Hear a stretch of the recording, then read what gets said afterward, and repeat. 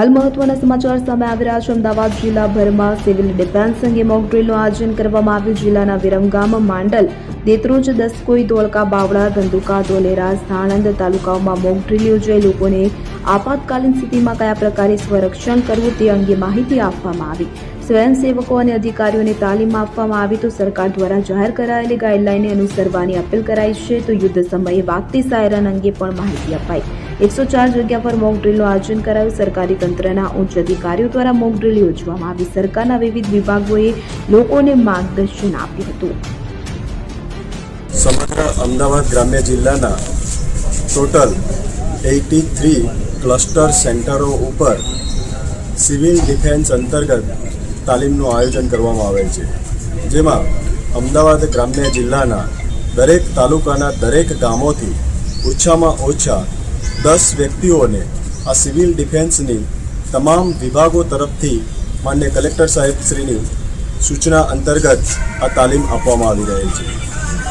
આ તાલીમની અંદર ખાસ કરીને યુદ્ધ જેવી પરિસ્થિતિ અથવા કોઈપણ પ્રકારની ઇમરજન્સી વખતે શું કાર્યવાહી કરવી અને કેવી રીતે બચાવ કાર્ય કરવું પોતાના માટે અને અન્ય માટે તેની સમજ આપવામાં આવે છે।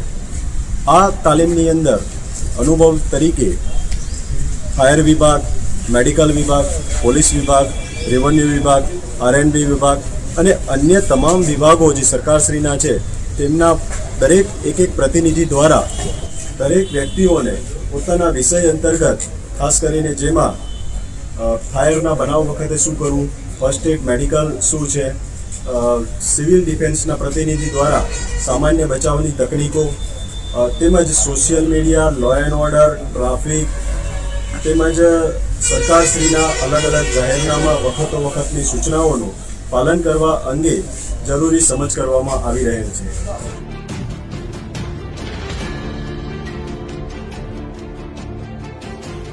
આજરોજ અમદાવાદ સમગ્ર જિલ્લા ખાતે લગભગ 83 જેટલા લોકેશન અને વિરમગામ ડિવિઝનના 21 જેટલા લોકેશન ઉપર ભારત અને પાકિસ્તાન વચ્ચે જે તણાવપૂર્ણ માહોલ સર્જાયો છે તેના વિશે જાગૃતતા ફેલાવવા માટે આવી પરિસ્થિતિની અંદર શું કરવું શું ન કરવું તે વિશે, આ ઉપરાંત જેટલે સરકારના જાહેરનામાઓ છે, સરકારની માર્ગદર્શિકા છે અને જિલ્લાના સમગ્ર વહીવટીતંત્ર અને પોલીસ દ્વારા જેટલી માહિતી સમગ્ર ગ્રામજનો સુધી પહોંચે એટલે જેથી કરીને પેનિક ન ફેલાય અને સાચી માહિતી શું છે તેની જાણકારી લોકો સુધી પહોંચે તે હેતુથી આજે સમગ્ર જિલ્લા વહીવટીતંત્ર અને જિલ્લા પોલીસ તંત્ર દ્વારા આ તાલીમનું આયોજન કરવામાં આવેલું છે।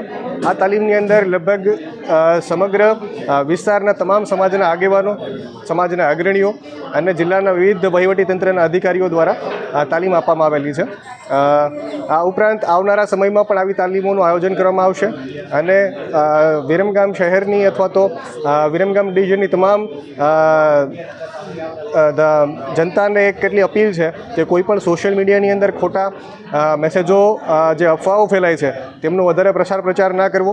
આ ઉપરાંત સરકારના જાહેરનામા છે, અત્યારે જાહેરનામું પ્રસિદ્ધ કરવામાં આવેલું છે સરકારશ્રી દ્વારા કે ડ્રોન અને ફટાકડા ઉપર પ્રતિબંધ છે, તો સરકારના જાહેરનામાનું પાલન કરવું અને સરકારને તમામ સહકાર આપવો આવી પરિસ્થિતિની અંદર એ જ આપણો સાચો નાગરિક ધર્મ છે। આથી તમામ નાગરિકો સહકાર આપે તેવી અપીલ સાથે જય હિન્દ, જય ભારત।